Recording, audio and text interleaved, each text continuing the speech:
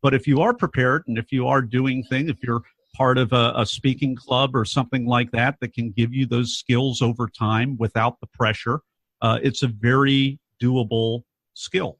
Welcome to the Laws of Business podcast. Here, we will share the skills you need to make your business a success. Learn about goal setting, productivity, time management, marketing, and much more.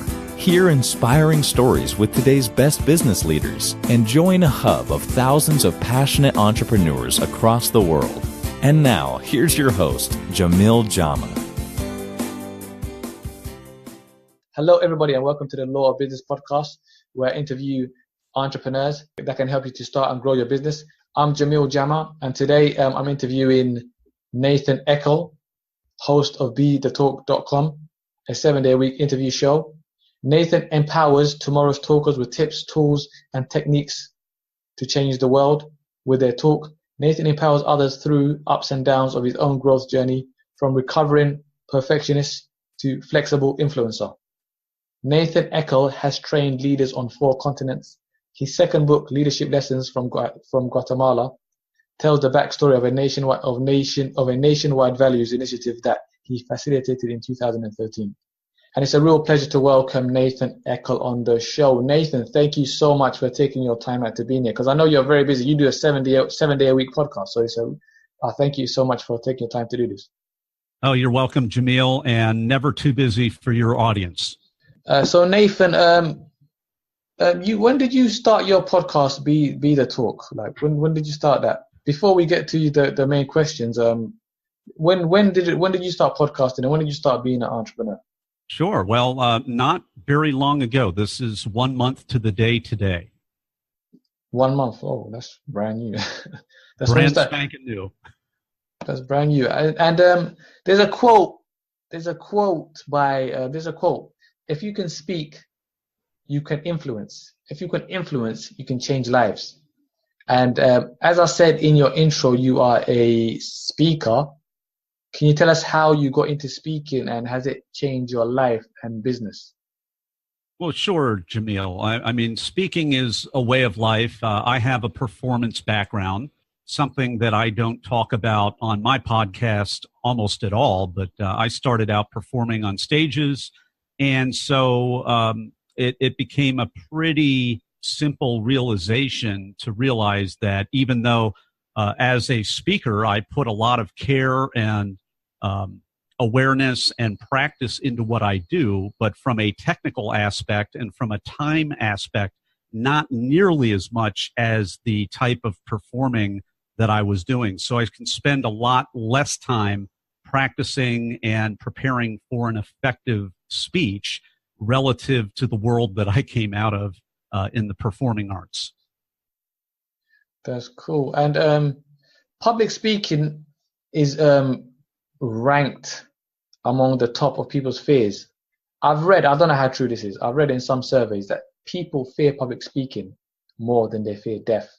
Did you ever fear public speaking? And if so, how did you kill that fear? Well, Jamil, it's relative.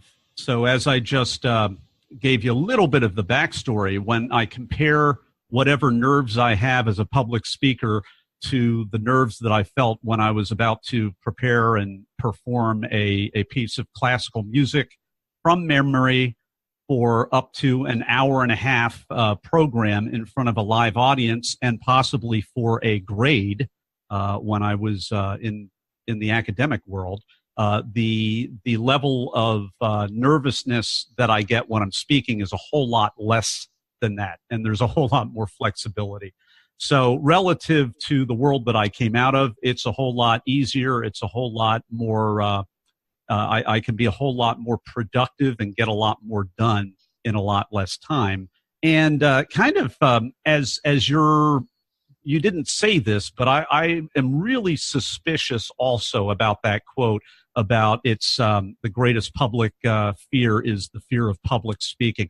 I don't really know if that's correct or not, because there are so many people, frankly, out there who do want to give a great talk. They want to get on a stage. They want other people listening to them promote a cause or the work that they do or some great idea. And there is a lot of competition out there. for a stage and a brand that lets you spread your ideas. And there are many kinds of branded talks out there, but the thing they have in common is it's a specific way to be able to communicate a specific kind of talk, and the competition is pretty significant, and that's a good thing because it serves to refine the caliber of the ideas that are spread. Yeah, I think that survey is over exaggerated about people fearing death more than they fear public speaking. Because if someone had to save their life if somebody had to save their life and all they had to do is public speaking, they would do it. Well, over in England, there's that Speaker's Rock. Speaker's Corner, near the palace, correct? And people can go there and speak. And yeah, I agree with you. I mean, you put it that way, and it's kind of a silly idea. Not to say that the nerves aren't there, not to say that if you're not prepared and if you don't know how to organize your thoughts effectively or speak off the cuff in a compelling way, not to say that isn't a potentially horrific experience if you're not prepared. But if you are prepared and if you are doing things, if you're part of a speaking club or something like that can give you those skills over time without the pressure, it's a very doable skill. That's what I was thinking. I wouldn't be scared to do public speaking, but if I wasn't prepared, I wouldn't be very comfortable. I mean, that's why it's good to prepare. I believe if you prepare for it, it'll be a lot easier. If you don't prepare for something, then be prepared to fail. And be prepared to freak out if you're not prepared as well. So you mentioned there's some schools or courses that prepare people for public speaking. Is that right, Nathan? Oh, there certainly are. There are all kinds of clubs out there. There are all kinds of organizations. I think that's the number one place to get started. Your audience wants to use these laws of business to be able to advance their standing in the world, to be able to sell more, to be able to promote more, to be able to be more effective and to wield more influence. One easy thing that you can do is find some kind of a speaking club in your areas. I know one very common one is called Toastmasters, and there are other organizations, and there are other kinds of certifications and programs that are out there. There is no shortage of programs that you can find if you want to commit to something on a weekly basis, a monthly basis, or a weekend basis. There's something out there for you. Definitely, I'm familiar with Toastmasters, but I don't know any other organization that helps people with public speaking. Oh, there are many. So there are many different. I know there's coaches. There's mm-hmm. coaches, but because Toastmasters is like an organization, right? It's not one-on-one coaching. Correct. It's a club. So you go there, you apply, you become a member. There are different roles, and you basically go through their curriculum. And I think a good way I think will be from observing. Like if you observe the best speakers and model what they do, you should get good at public speaking. Well, and there are tons of in that vein, there are tons of great videos and tons of great speeches online. Do you agree with that, Nathan? Do you agree with that? I do agree with that. Okay, so it's a good way to learn public speaking is by observing the best. And as you said, there's tons of videos, or you can go to events and just copy what they do. But video will be the best because you can watch it again and again. Yeah, all kinds of great ways. And if you're working on something yourself, a great way to start is just to, as painful as it is at first, is to videotape yourself talking for 1 or 2 minutes, and then force yourself to non-judgmentally watch the playback. And just silence that critic that says, oh, I sound so strange or I look so strange. Just focus on the content of what you actually said and go back and give yourself another recording of the exact same thing. And you will see when you review that second one or the third recording of the same thing, you will see how rapidly you can improve as a speaker as well. So that's some good actionable tips you just gave. Thanks for that, Nathan. And Nathan, there's a quote by Brian Tracy, and what he says when you speak about something you passionately care about, you'll be more comfortable and feel more confident in your element. What do you think? What should people that speak at TEDx talk about? Well, I think TEDx is a great organization. It's a great branded talk, and I use that term branded talk to refer to organizations like TED or TEDx, which is the local version of TED, that really require you to have a certain kind of format for your talk, as opposed to something that you could do at Toastmasters or a keynote for 40 minutes or a company sponsored presentation or some kind of professional or academic lecture. If we're talking about TEDx, which it's the big dominant player with over 100,000 people who have successfully given a TEDx talk or a TED talk, I think the clue to the answer to your question, Jamil, is right there in their tagline. The tagline is "Ideas Worth Spreading." So I think the key is to have and start with an idea that is truly worth spreading. How do you get an idea worth spreading? Well, you think about an idea, something that you are passionate about. It's going to help if you can find case studies, if you can find some data. So it's not just your idea, but it's something that has been more or less proven. And then it also helps if you test the idea out, not just by articulating it maybe in a video like I had suggested a moment ago, but try it out on other people. See what they feel about that idea and learn how to articulate your idea in the quickest possible way that's going to impact other people. I think that's where you start. Yeah, during the TEDx talks you did and went to, did you ever see anybody get on stage and basically give a very bad speech? They didn't perform well. Well, I'm going to sidestep that question out of political correctness, Jamil. But I think it's pretty easy. All you need to do is again, these are recorded talks. So the pressure, part of the pressure of giving a branded talk is that talk does. Once you give that talk, it ceases to become your own intellectual property, meaning that the organization, that brand, it becomes their property, and they can upload it and they can display it. So if you work diligently and preferably for a lot of people, hire a coach and make that talk the best you can and step out confidently and courageously on that stage, you're going to have a really good, impactful talk that changes the world. If you don't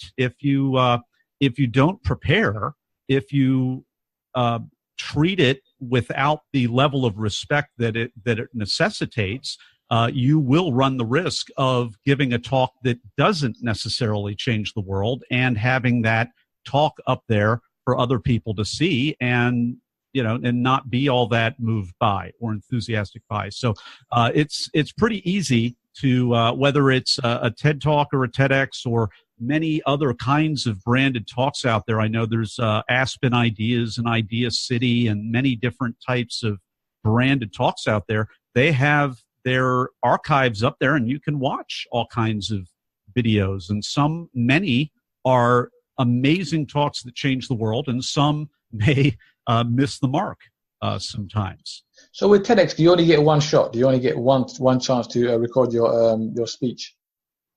Well, or do they do editing for you if you make some mistakes? Well, Jamil, it is a live performance. So You're walking out. I mean, that's part of the challenge of it. And in my own talk that I gave, I tried to, and I was advised to kind of straddle the line between acknowledging the live audience and the performance aspect in the moment, which I did. And I was also very, very aware that it was going to be recorded and it was going to be basically a video without the benefit of the context. And you really are, I will say this, you are at the mercy of the editing. You are at the mercy of, particularly if you use slides, which I did use, not many slides, but I probably used 7 or 8 slides. And not all of my slides were displayed on the actual video. And that actually takes away from the potency of the talk, just because that was something that I was not aware of at the time. that not all the slides would be shown just because of the editing. So I'm bringing that up. I'm very grateful for the opportunity I had. I'm overall very, very pleased at both the job I did as well as the way the talk looks. However, that's a little bit of something that I'm going to go back in much more aware of, and that's something that I help my audience with. Those in Talk Universe that are wanting to give that talk to change the world. That's made me a better mentor of sorts or guide of sorts to those of them that don't know where to start, and they want to still give that talk to change the world also. There's a quote, and the quote goes like this: all the great speakers were bad speakers at first. So Nathan, what will be the steps someone needs to take to do a TED Talk, a good TED Talk? A good one is very important. I think just in line with what I've been saying, I think the best place to start is to have that idea that is truly worth spreading. Not just an idea or an idea that I think is a great idea, but an idea that other people also agree is an idea worth spreading. And then to refine that idea by videotaping yourself so that you can see and hear what it sounds like outside of your own head when you attempt to communicate that idea.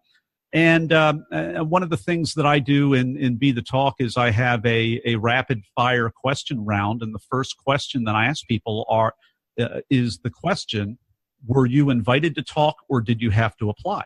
And for the vast majority of people, we have to apply. And we have to apply against all kinds of other people for a very, very limited amount of spots. So in order to do that effectively, it really is very important that we practice spreading that talk and practice listening to ourselves articulate that talk. And then hopefully, with enough persistence, it didn't happen on my own first time. I had to try again and find different organizations. But eventually, within just a few months of persevering, I was accepted. And I actually successfully applied to get on. Congratulations. Yeah, well, you're welcome.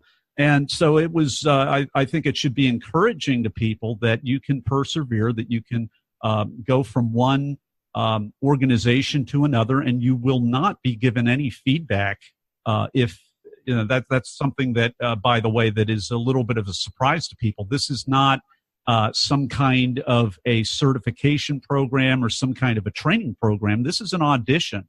And so just like actors audition and they say, hey, you got the part or you didn't get the part, if they don't get the part, they have no idea why they didn't get the part. And it's not that jury's job to take the extra time to try to educate people. And that's one of the reasons I started Be the Talk, because I wanted to fill in some of those gaps for people so that they could be empowered through other people's journey to that stage. And then, finally to just wrap it up, once you get accepted, that's when the real work begins. You have to hone that out. They may align you with a coach, or you may need to hire your own coach, or you may need to find your own group to help you find some kind of a resource to make sure that when you walk out on that stage, you are absolutely prepared to give that talk to change the world. You see on your podcast, Be the Talk. You see on your podcast, Be the Talk. Have all of your guests done TEDx talks? Jamil, I want to feature people of all kinds of branded talks out there. So at this point in time, actually, yes, all of them have given TEDx talks. TED is the dominant player out there. There are over 100,000 people other than myself that have given TED or TEDx talks, but it's not the only one. So okay. I want to be featuring other people from maybe Aspen or Idea City, or there's another one called Q Ideas, and I've reached out to people, and sooner or later I'm going to get some of them as guests as well, and that's just going to enrich the entire experience for everyone. I thought you just did TEDx talks, Nathan. Well, for some reason. The vast majority, when you've got 100,000 TEDx alumni, and then all the other branded talks out there, maybe 1,000 or two, if that, you do the math, and it's going to be pretty highly tilted on TED. But Jamil, it's like YouTube is the biggest video sharing website, so people kind of forget about the other sharing website, video file sharing websites. Exactly.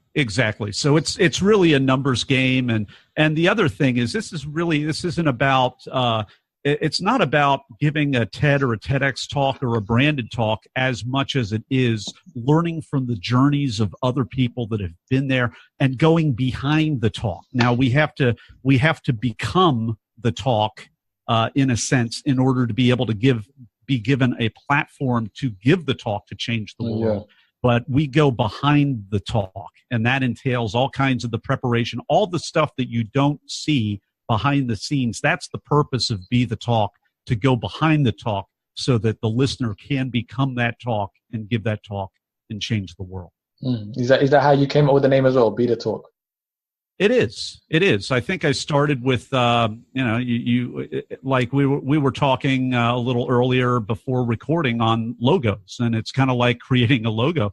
You've got to explore from all kinds of different angles. So I think I started thinking, brainstorming, and you have to ideate. It's actually the exact same process that you need to do to take your great idea that I'm in love with into a idea that is worth spreading. Definitely, Nathan. And Nathan, so what makes a TEDx talk or a branded talks different from other speaking opportunities? That's a great question, Jamil. I mean, there are all kinds of different opportunities out there, and in the speaking world, normally you get paid for those opportunities. If you're going to give a corporate keynote, if you're going to MC an event somewhere, if you are going to give some kind of a technical consulting lecture or an academic visiting scholar lecture or something like that, there is a fee for service, or there is some kind of compensation system for that. I think a branded talk is different, and I don't know about Idea City, Aspen, some of these other places that I include in the umbrella of branded talks. But I know with TED Talks, TEDx Talks, TEDx in particular, I should probably say, just because I've given a TEDx talk, the compensation is the opportunity to utilize their brand and their YouTube channel that has, I believe, 11 million subscribers at the time of this recording, to be able to have an opportunity to give the talk that changes the world. And just to give you an idea and an example of what that could look like, one of my interviewees, who I actually shared the stage with, her name is Linda, and she gave a great talk in about a year after, not even a year after our American elections in the United States, gave a great talk on fake news, which is something that our current administration has really been popularizing, this idea of fake news. And she gave a really compelling talk, scholarly talk, and entertaining talk about how to look for news and how to evaluate whether the news and the sources you're getting are fake news or more reasonable. And as a result of that, because it was so good, so timely, the TED newsletter actually featured her in their newsletter not once but twice. And so you've got this amazing, in the case of TED and TEDx, you've got this amazing platform at your disposal if your talk is impactful enough, and that can be worth more than gold for someone that truly has an idea to spread. So at Be the Talk, you help people to get on branded talks, to get speaking gigs with branded companies, right? Like TEDx and what's the other one called? Aspirin. What's it called? Aspirin or something? Aspiring speakers, or come again? You know the Aspen. So, Aspen. That's it. So Nathan, at Be the Talk, you help. Do you help people get speaking gigs at branded speaking opportunities like TEDx and Aspen? Jamil, the purpose of Be the Talk is just to simply resource people 7 days a week by interviewing the journeys of other successful branded talk alumni. So people that have gotten up there on a TEDx stage, and what were the things that they did that got them on the stage. I started this podcast as a way to resource people, and with the idea that, yes, certainly if somebody wants to absolutely work with me, I'll work with them on that. But I don't generally, I'm not a TEDx coach. I think that's really, really important that people do that you should invest in making your talk the best that it can. But the idea for Be the Talk is just simply to have an on-demand 7-day-a-week interview format so that people could have really what I haven't had, and really a lot of the TED alumni and TEDx alumni have not had up until now, which is a way to access on-demand dozens at this point. Soon it will be hundreds of journeys of other people so that they can craft their own way to the stage. And that way may be a way that involves them, investing in other people that can get them where they want to be and can help save them time, energy, focus, and a whole lot of frustration in the process. So you did something on TEDx. You gave a speech. You gave a speech on TEDx. Armed with empathy. Yes. Manage problems. Yes. Lead people. Mm-hmm. I haven't watched the whole video. What was that about? Is that entrepreneurship or personal development, or both? Well, it's probably both. I mean, we study in school and university, and certainly in my case, I've even taught graduate school at university. I've even trained other faculty at university. So I have expert knowledge. And what I've learned in the last decade or so is that, according to a Harvard study out there, 70% of my success and your success and the success of everybody listening to the Law of Business right now is not going to come from our expert knowledge. It's not going to come from our certificates or our degrees or our skills. 70% of our success, Jamil, is going to come from our soft skills. It's going to come from our communication. It's going to come from our ability to influence. And influence is it's the ability to get things done when you're not the boss, when you don't have the title, when you don't have the position. So if I work that hard and you work that hard, and the people in the Law of Business listening to this right now, they've worked that hard for the degrees and the diplomas and the certifications and the certificates that they have, and that's only 30% of our success. What is this other 70%? Well, it's that ability to relate to other people so that we can influence them, even though we're not the boss, even though we don't have the title or the position. And I had to learn that over time the hard way. So my talk is called, my TEDx talk is called Armed with Empathy, Manage Problems, Lead People. And I created an acronym of ARM. And you watch the talk, and that can be found on YouTube, right? That can be found on YouTube. Yeah, it's right there on YouTube.